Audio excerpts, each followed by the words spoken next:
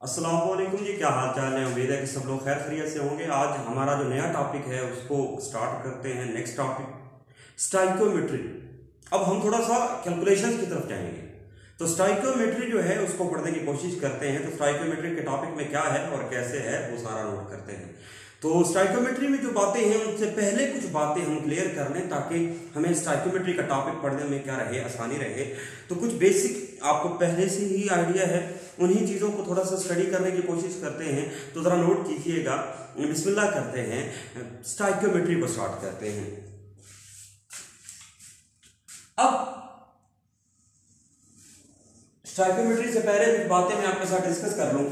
तो अगर आप नोट कर रहे हैं तो ये मैं आपके सामने एक चीज लिखता हूं। ये H2 है, ये प्लस O2 है और ये गिव अस H2O है।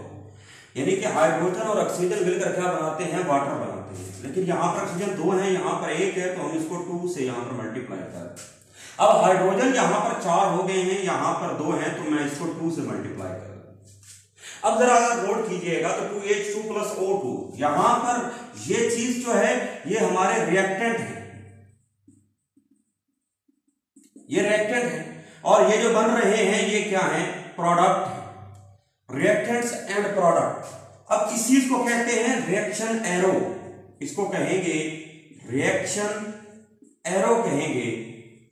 अच्छा याद रखिएगा, ये उसका हेड है और ये उसकी टेल है। जिसकी तरफ हेड होगा वो प्रोडक्ट होगा और जिसकी तरफ टेल होगी वो क्या होगा, रिएक्टेंट होगा। तो इसकी तरफ टेल है तो ये रिएक्टेंट, इसकी तरफ हेड है तो ये क्या होगा, प्रोडक्ट कहलाएगा। और ये इसको रिएक्शन एरो कहेंगे। अब ये है क्या, अब ये एक इक्वेशन है जो कि बैलेंस केमिकल इक्वेशन है, जो कि हमें ये बताती है कि रिएक्टेंट कौन से और प्रोडक्ट कौन से हैं। अब याद रखिएगा मेरी बात, अगर तो हम सिंपल लेवल पर देख रहे हैं, बेसिक लेवल पर देख रहे हैं, तो हम कहेंगे 2 मॉलिक्यूल हाइड्रोजन 1 मॉलिक्यूल ऑक्सीजन के साथ रिएक्ट करके 2 मॉलिक्यूल ऑफ वाटर बनाते हैं। लेकिन अगर हम स्टाइकोमेट्री पढ़ रहे हैं, कैलकुलेशन कर रहे हैं, तो हम कहेंगे कि इसके 2 मोल इसके 1 मोल के साथ रिएक्ट करते हैं, तब जाकर इसके 2 मोल बनते हैं। ये मैंने कैसे लिखा, ये लिखा है 2, ये 2 जिसके साथ कुछ नहीं है तो इसका मतलब क्या होगा, वो 1 होगा।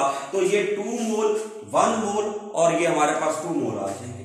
जरा इमेजिन कीजिएगा, अगर मैं मोल्स को एवोगैड्रोस नंबर की शक्ल में लिखता हूं तो मुझे क्या लिखना चाहिए, 2 एवोगैड्रोस नंबर, यहां पर 1 एवोगैड्रो नंबर और यहां पर मैं क्या लिखूंगा, 2 एवोगैड्रोस नंबर लिखूंगा।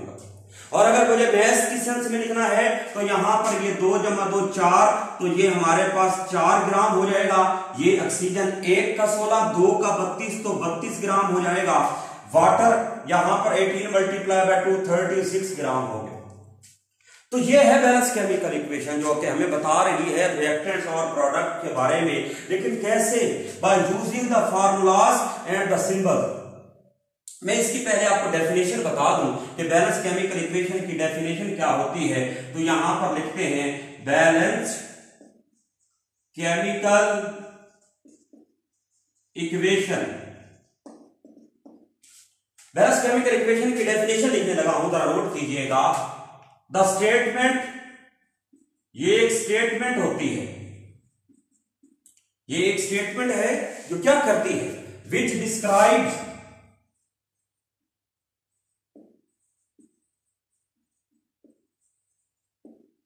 the chemical reaction, जो केमिकल रिएक्शन को क्या करती है, डिस्क्राइब करती है। केमिकल रिएक्शन को कैसे हुआ, केमिकल रिएक्शन कैसे हाइड्रोजन कैसे ऑक्सीजन आपस में मिले, in terms of symbols and chemical formulas is called balance chemical equation. The statement which describes the chemical reaction in terms of symbols and chemical formulas is called balance chemical equation. तो नीचे की example मैंने आपको दी है, तो ये है balance chemical equation. लेकिन यहां पर एक छोटा सा शॉर्ट क्वेश्चन अराइज होता है कि sir what are the limitations of balance chemical equation, तो क्या है इसकी हदें क्या हैं, ये क्या बताती नहीं है। तो यहां पर हम लिखेंगे limitations of balanced chemical equation. Limitation of balance chemical equation के केमिकल इक्वेशन की कुछ हदें हैं, वो क्या हैं। तो अगर जरा आप इमेजिन करें, it does not tell us about, it does not tell us about, ये हमें नहीं बताती किसके बारे में, रेट ऑफ रिएक्शन के बारे में। ये इक्वेशन हमें नहीं बताती कि रिएक्शन की स्पीड क्या है, रिएक्शन की रफ्तार क्या है, उसका रेट क्या है, उसकी वेलोसिटी क्या है, ये हमें नहीं बताती।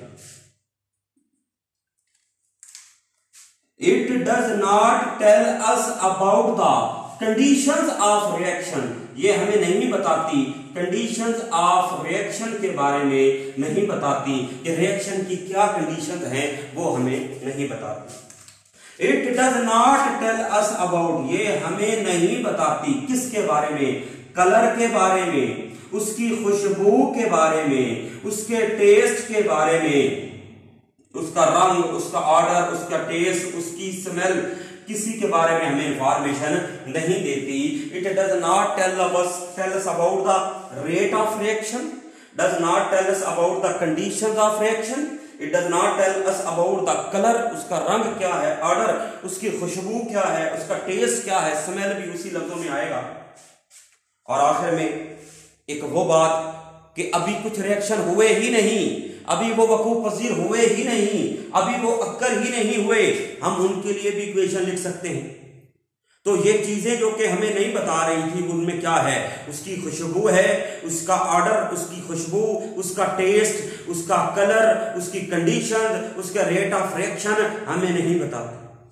लेकिन मोहतरमा, अब मोहतरम बात करेंगे इस बारे में। We can write the chemical equation, हम लिख सकते हैं write the chemical equation for those reaction that does not even occur yet, जो अभी हुए ही नहीं, वकूफ पजीर ही नहीं हुए, हम उनके लिए भी केमिकल इक्वेशन को क्या लिख सकते हैं, लिख सकते हैं। तो ये थी बैलेंस केमिकल इक्वेशन, उसकी एग्जांपल, बैलेंस केमिकल इक्वेशन से मिलने वाली इंफॉर्मेशन, और फिर बैलेंस केमिकल इक्वेशन हमें क्या नहीं बताती, वो हमें।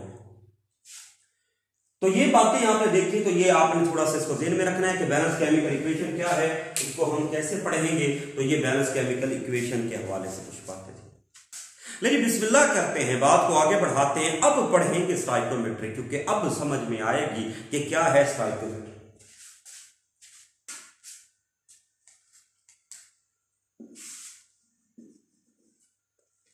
अब डेफिनेशन लिखते हैं स्टोइकियोमेट्री की।